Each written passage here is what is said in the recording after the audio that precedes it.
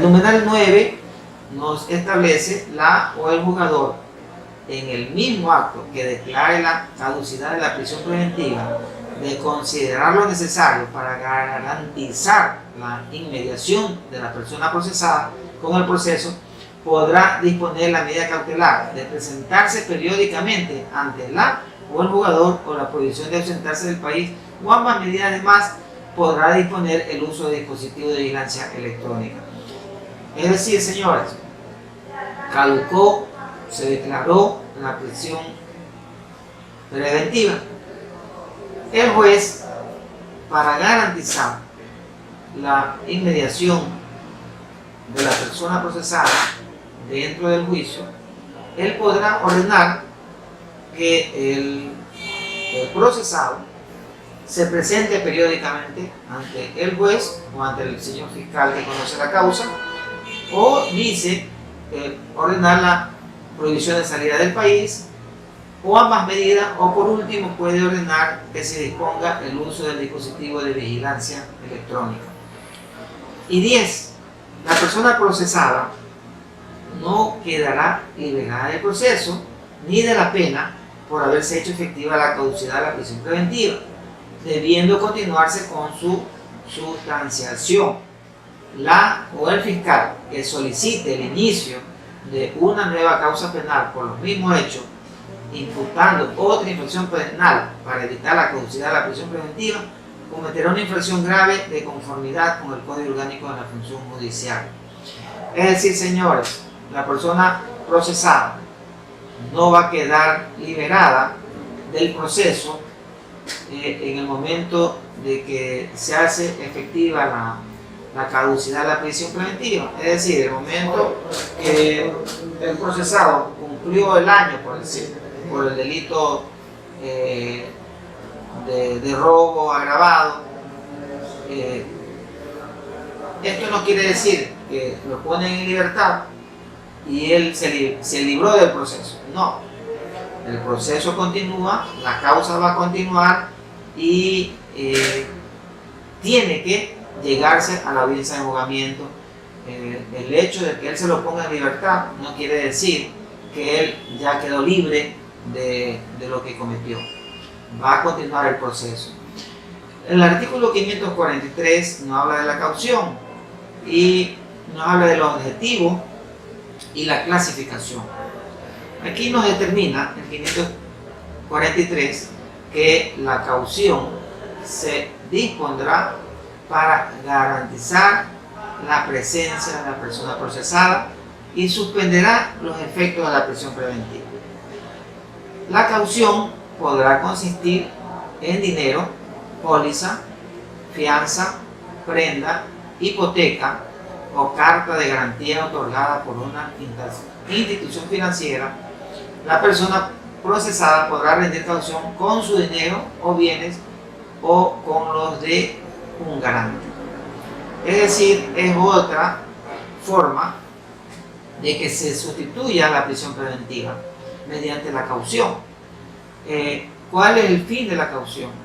Que el procesado, con la cantidad de dinero que él disponga, ¿no?, va a garantizar de esta manera que él va a comparecer a juicio. Como ya lo dice el artículo, puede ser la caución en dinero, póliza, prenda o hipoteca, de tal manera que garantice que esta persona con sus bienes o con su dinero esté presente dentro del juicio y garantice de cierta manera que él va a estar con su presencia solucionando el problema dentro de la audiencia de juzgamiento. El artículo 544, la inadmisibilidad, dice que no se admitirá caución, primero, en los delitos en que las víctimas son niñas, niños, adolescentes, personas con discapacidad o adultos mayores. 2. En los delitos cuya pena máxima privativa de libertad sea superior a 5 años. 3. Cuando la persona procesada por cualquier motivo ocasione la ejecución de la caución. 4. En delitos de violencia contra la mujer o miembros del núcleo familiar. Creo que está claro, no se va a admitir caución en los delitos donde las víctimas sean niños, niñas y adolescentes, personas con discapacidad o adultos mayores.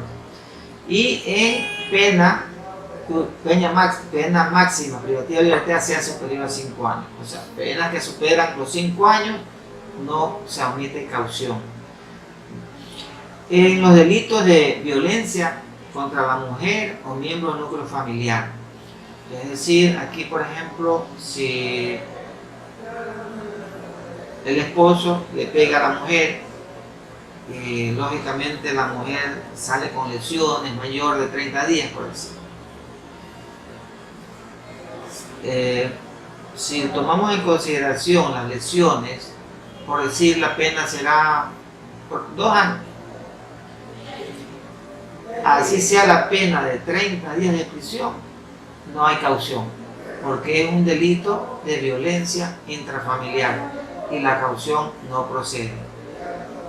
No, el juez no puede concederle la caución a la persona procesada en estos casos. Vamos a establecer las medidas cautelares sobre bienes. El artículo 549 nos establece cuáles son estas modalidades que nos establece y nos manda el Código Orgánico Integral Penal. Dice que la o el juzgador podrá ordenar las siguientes medidas cautelares sobre los bienes de la persona natural o jurídica procesada. Ojo, señores, por favor, dice la o el juzgador podrá ordenar las siguientes medidas cautelares sobre los bienes de la persona natural o jurídica procesada. Primero, dice el secuestro. Segundo, la incautación. Tercero, la retención. Cuarto, la prohibición de enajenar. Una vez ordenadas las medidas, se inscribirán obligatoriamente y en forma gratuita en los registros respectivos. Vamos a analizar de estos 4 los más importantes.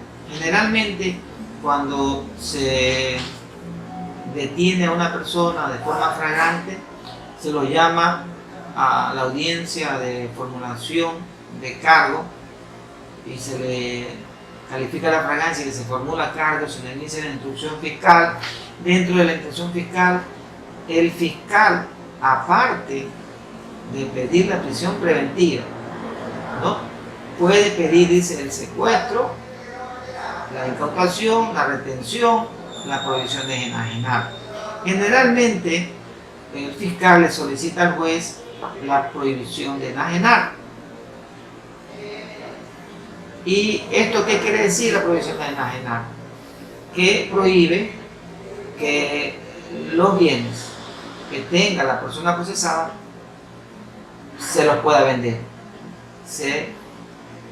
Le pone el gravamen de que ese vehículo o ese bien que le ha dictado la prohibición de enajenar no lo puede vender por ningún motivo hasta que solucione su problema legal en el que está inmerso el procesado. Lo mismo sucede con el secuestro, por decir. Ese vehículo que está secuestrado no puede salir hasta cuando la autoridad o el juez ordene su libertad cuando ya se haya resuelto el procesado del problema. Solo resolviendo el procesado o absolviendo o cambiando la situación jurídica legal de él, el señor juez ordenará la libertad del vehículo o de los bienes que tenga el procesado. Generalmente el secuestro se da en accidentes de tránsito para a garantizar de esta manera que el procesado cubra con los daños ocasionados a la víctima. El artículo 550 nos habla de medidas cautelares para personas jurídicas. nos establece la o el juzgador podrá ordenar una o varias de las siguientes medidas cautelares. Primero, clausura provisional de locales o establecimientos. Segundo, suspensión temporal de actividades de la persona jurídica. Tercero, intervención por parte del ente público del control competente. Temas claros que el Código Orgánico Integral Penal nos está determinando muy enfáticamente cuáles son estas medidas cautelares para las personas jurídicas. Ahora, refiriéndonos al procedimiento y normas generales, el artículo 560 nos establece, lógicamente, que en toda audiencia existe la oralidad.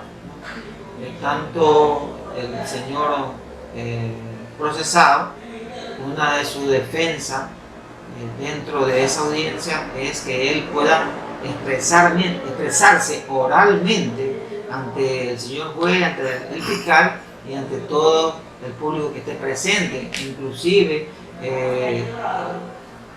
alegar su contradicción en ese momento del hecho que se le está acusando. Entonces el 560 nos dice: el sistema procesal penal se fundamenta en el principio de oralidad que se desarrolla en las audiencias previstas en este código. Deberán constar o reducir escrito, primero, la denuncia y la acusación particular. Segundo, las constancias de las actuaciones investigativas, los partes de informes policiales, informes periciales, las versiones, testimonios anticipados, testimonios con juramento y actas de otras diligencias. Las actas de audiencia, dice, los autos definitivos siempre que no se dicten en audiencia y la sentencia. Interposición de recursos. O sea, el 560 en sí nos establece que fundamentalmente que el principio de oralidad se desarrolla en todas las audiencias previstas en este código, no solamente en la audiencia de formulación de cargo, sino en todas las audiencias determinadas en el Código Orgánico Integral Penal. Solamente se van a reducir escrito la denuncia, la acusación particular, las actuaciones investigativas, las actas de audiencia, los autos definitivos y las interposiciones de recursos. De ahí, la forma de defenderse, la forma de acusar a la víctima, la forma de presentar su acusación particular a la víctima, la forma de contradecir tanto la víctima como la persona acusada, la persona procesada, tiene que hacerlo de forma oral para poder fundamentar y sostener oralmente lo que ellos quieren defender en sus alegatos o quieren sostener sus alegatos. Gracias.